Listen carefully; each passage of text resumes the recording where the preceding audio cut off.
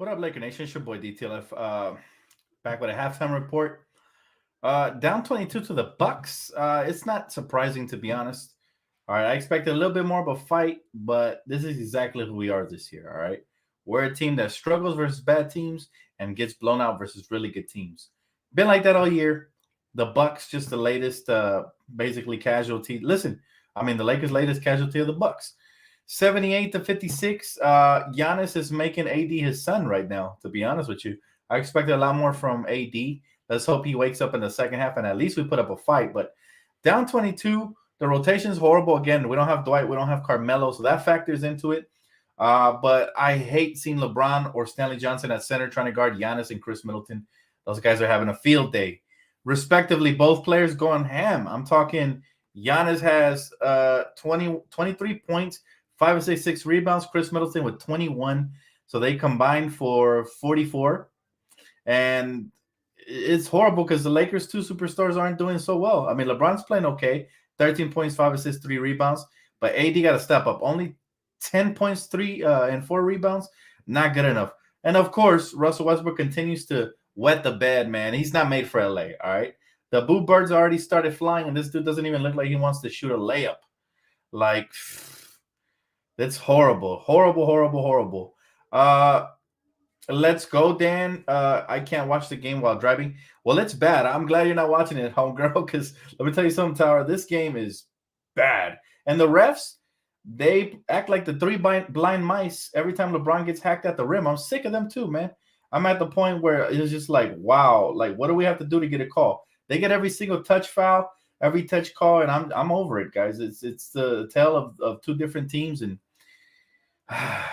so sick of this, guys. Repetitive nature. If nothing happens by the trade deadline, you guys know where I stand.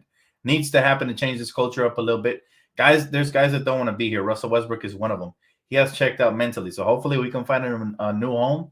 If we can't, then I don't know, bench him and hope he opts out in the offseason. Allen says, I'm just going to say it, fire that damn coach.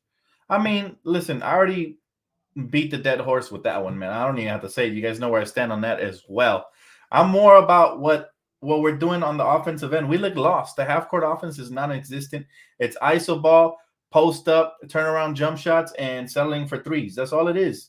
That's our offense right now. So I'm just like, by the way, shout out to Marcelo on Twitter, man, who asked me for a shout out. Shout out to you, brother, just in case your family's watching. Major shout outs to Marcelo, diehard Laker fan. He said, I don't know, the Lakers are just done. I refuse to give up on us because I've seen the good side of us, but I will say this, we have no consistency, and we are not a great to good team this season. We are a subpar team. We have potential to become a better team, but the rotations aren't right. Injuries have plagued us. Obviously, that's not an excuse. And it's one of those things where I'm fed up. My boy Danny from LA said, Dan, I'm going to crypto tomorrow. Join me. I can't, man. I'm extremely busy tomorrow, brother. But I have to do pre and post tomorrow. Remember, we play again. However, my boy's going out there to demand a trade from the front office to trade Russell Westbrook, brother. I think that's pressure they don't need right now because if anything, it makes us look more desperate. I advise you don't do that. If they trade him off, good. If not, oh well. We roll the dice and we have to go with it. If anything, I'm not going to suggest any sort of chance out there of Staples because I don't want to put that type of pressure on the front office. I don't think it's a good look for the simple reason that nobody wants Westbrook, and if they do, we'll find a partner. But for now, it doesn't look too good, so it's kind of pointless, man. To be honest with you, for those reasons. But if it was a bigger cause, like something more, like let's just say we hadn't made the playoffs in the last 5 years or 4 years, and yeah, I'd be out there with you, bro. But this is just one of those things where I just don't advise it because there's only so much the front office can do. Remember, a trade takes two sides. You can't force somebody to trade with you. You can't hold them at gunpoint. So that's my only point about that, Danny from LA. But I do respect and love the passion, my man. He said, if no one will take Westbrook, I will take him to Europe and sign him for a Euro team. He's under contract, my boy. He said, now when you need a big man, coach benching Jordan. Frank doesn't know what he's doing, guys. Let's be honest. What are we out there in the half court? What are we? What are we? If anything, we're not even a team. Like I said, Westbrook is out there. I don't know what he's doing. He's basically just He's an extra body. He's getting his exercise in. All right. He's breaking layups. Mentally, he's not there. Defensively, the whole team isn't there. Now we keep switching out Stanley Johnson on Giannis, on Chris Middleton, and they're getting cooked. So were they booing Russ again? They were going to start the boo birds because he was breaking layups in the first quarter, but it seems to have just calmed down. It might continue in the second half if he continues to play like this, because that's not right. He just mentally, he looks like he's scared right now. He doesn't look like the Russell Westbrook from OKC, so I don't know. I don't know where that version went, that fearless player. He looks extremely scared, and it's unfortunate. AD needs to be on Giannis, and he needs to give Giannis the business.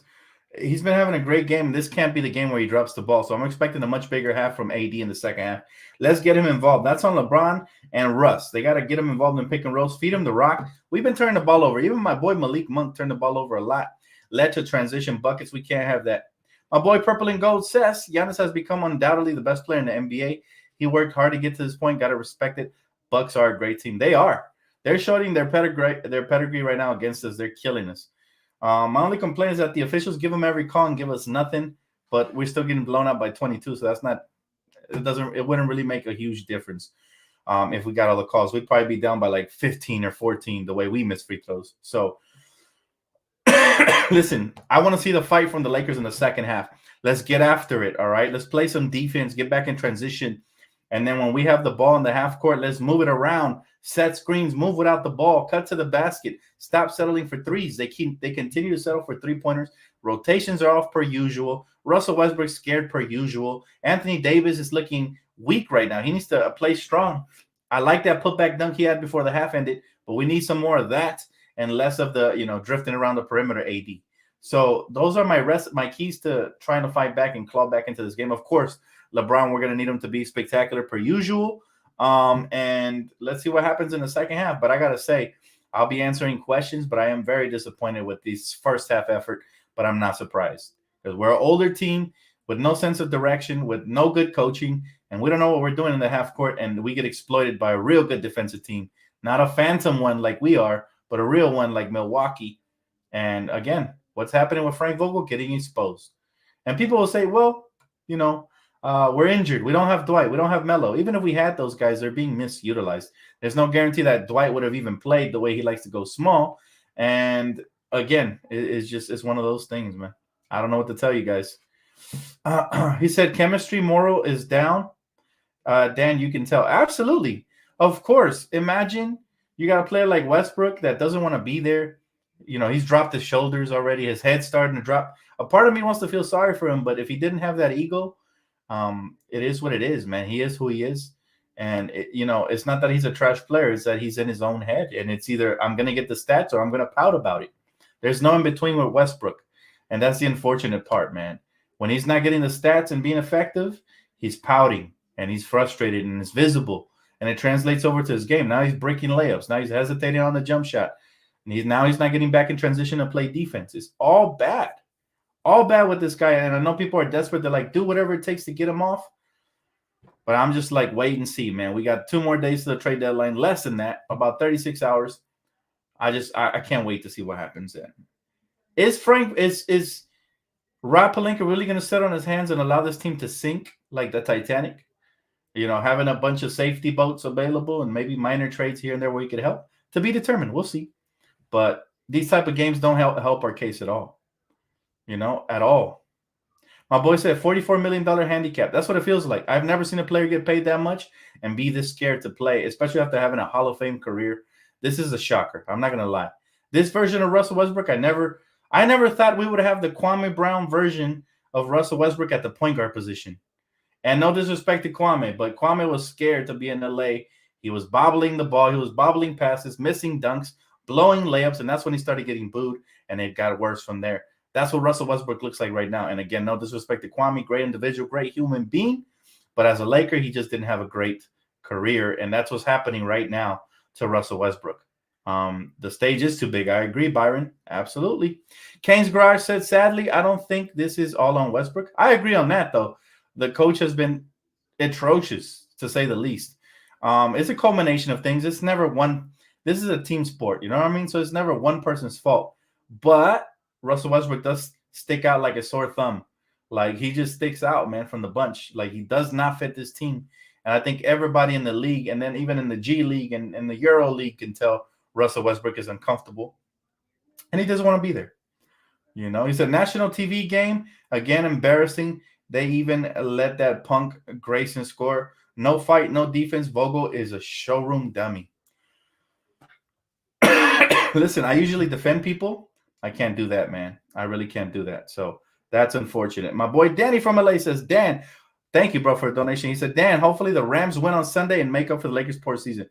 That's the only reason I'm not all the way down in the dumps, because everybody knows by now I would have been super depressed with the Lakers. And even though I am sad and I hope they turn it around, and I'm still there's bleak hope, like light at the end of the tunnel type hope.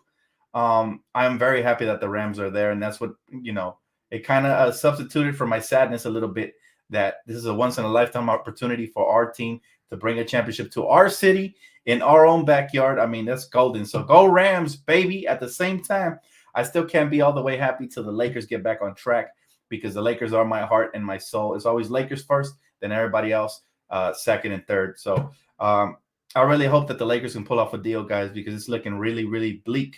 And on that note, I'm going to let you guys go, because the second half should be able to start in a couple of minutes or whatever.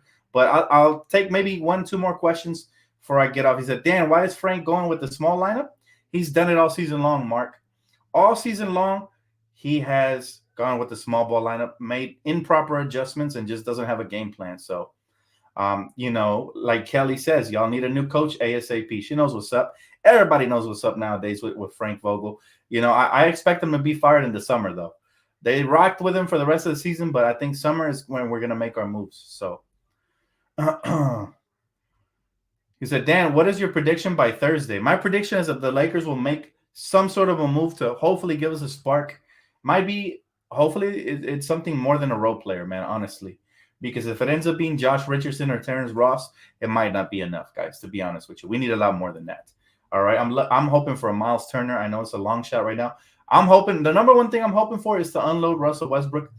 Like I said, it's going to be extremely hard to win in spite of Westbrook and Vogel. Two knuckleheads, one on the court, one off. Extremely hard to win with those two. We are able to, carry Frank Vogel like a backpack all the way to the championship, but we won't be able to do the same for Russell Westbrook, all right?